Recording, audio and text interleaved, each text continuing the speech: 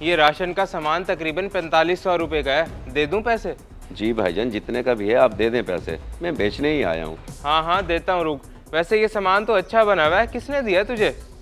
वो अपनी सोसाइटी के एक साहब हैं, उन्होंने दिया है मुझे। मेरे काम नहीं आ रहा था तो इसलिए बेच रहा हूँ। चलो ठीक है।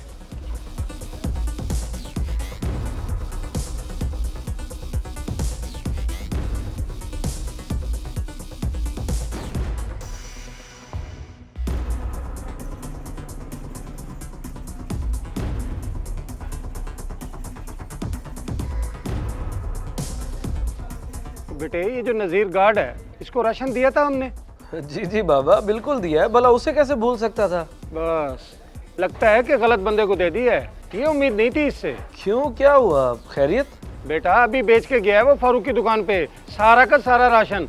क्या लालची कहीं का, ऐसा कैसे कर सकता है वो?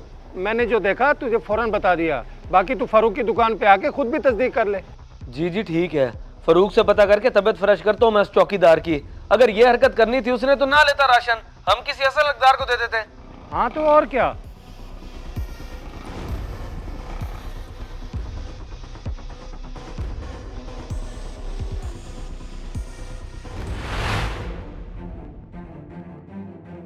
जी जी बिल्कुल शाह साहब, नज़ीर आया था, सामान बेच गया वो तो मुझे। सही, कितने का बेच कर गया है वो सामान? 4500 जनाब। खैरियत क्या हुआ, कहीं चोरी का सामान तो नहीं था? नहीं नहीं, चोरी तो नहीं किया, बस धोखा कर गया। हमने गरीब और जरूरतमंद समझ के उसे राशन दिया, आगे वो ये हरकत कर गया। ये तो वाकई बहुत गलत बात है जनाब, आप फिर कोई सख्त कदम उठाएं उसके खिलाफ। देखता हूँ।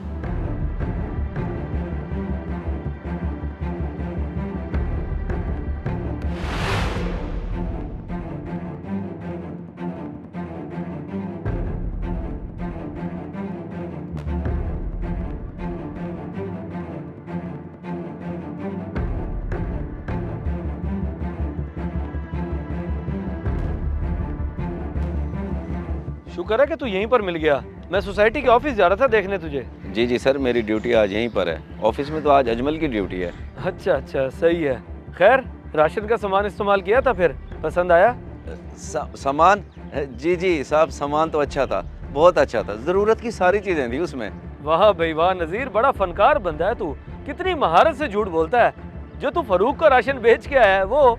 सर वो सर क्या वो क्या सर? बड़े ही अफसोस की बात है, मैं तो तुझे सफेद पोश जरूरतमंद बंदा समझता था, जो आकर मैंने फौरन तुझे राशन दिया। अगर तुझे नहीं चाहिए था तो मुझे उसी वक्त बता देता, मैं किसी और जरूरतमंद को दे देता। सर अब मैं क्या कहूँ आपको? कुछ नहीं कह सकता तू, पकड़ी गई है तेरी चोरी। तू इतना लालची इंसान निकलेगा ये मैं सोच भी नहीं सकता था। सर अभी मैं जो भी कहूँगा आपको मेरी बात का यकीन नहीं आएगा। आप सिर्फ 5 मिनट मेरे साथ मेरे घर तक चलें, मैं कुछ दिखाना चाहता हूँ आपको। उसके बाद जो भी सज़ा देंगे आप, मुझे मंजूर है। चलो ठीक है, आजा चलते हैं, ये भी देख लेता हूँ मैं।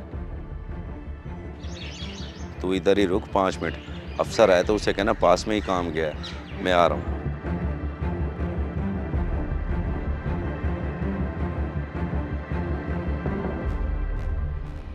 बहन मैं सोच रहा था कि अब्बू ने अपने लिए भी ईद का नया सूट लिया होगा क्या? हाँ कह तो रहे थे, उन्होंने सूट लेकर दे दिया दर्जी को सिलने के लिए। अच्छा, और हमारे कपड़े वो भी सिलेंगे क्या? नहीं बेवकूफ़, हमारे तो बाजार से सिले सिलाए आएंगे, बस हमने पहनने होंगे।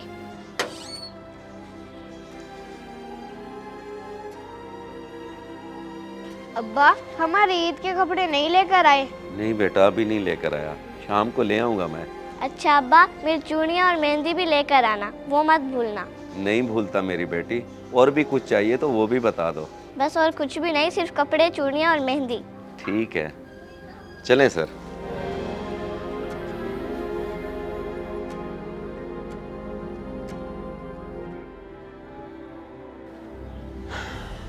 देख लिया सर जी, सिर्फ 16,000 रुपये तनख्वाह है मेरी, उसमें कहाँ पूरी होती हैं ये ख्वाहिशात।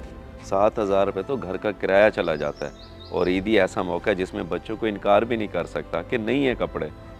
हाँ ठीक कह रहे हो, लेकिन वो राशन बेचने वाली हरकत। सर मैं सोसाइटी में चौकीदार हूँ, आपसे पहले भी 3-4 लोग मुझे राशन दे गए थे, और आपने जो दिया वो मेरे लिए वाफिर था, इसलिए मैंने सोचा कि उसे बेचकर बच्चों के लिए ईद के कपड़े ले लूँ। अच्छा, तो तुमने तब बताया क्यों नहीं कि तुम्हें पैसे चाहिए, वो राशन नहीं? डर था कि कहीं लोग मुझे लालची ना समझे, इसलिए जो मिल रहा था गनीमत था, अब आप ही बताएं, क्या मैं कसूरवार हूँ? नहीं, तुमने बिल्कुल ठीक किया। अगर तुम्हारी जगह कोई भी होता वो भी यही करता। गलती तो हम लोगों की है कि बस हम राशन देने पर ही जोर रखते हैं, लेकिन ये नहीं सोचते कि अगला बंदा जिसको हम राशन दे रहे हैं उसे राशन की ज़रूरत है या पैसों की। बिल्कुल सही कह रहे हैं सर आप। चले, मैंने ड्यूटी पर भी वापस जाना है, कहीं अफसर नौकरी से निकाल ही ना दे। ये ना हो कि इन 16,000 रुपये से भी हाथ धो बैठूं मैं। हाँ हाँ चलो। इस मैसेज को सदका जारिया समझ के ज़्यादा से ज़्यादा शेयर करें, शायद आपकी वजह से किसी की इस्लाह हो जाए।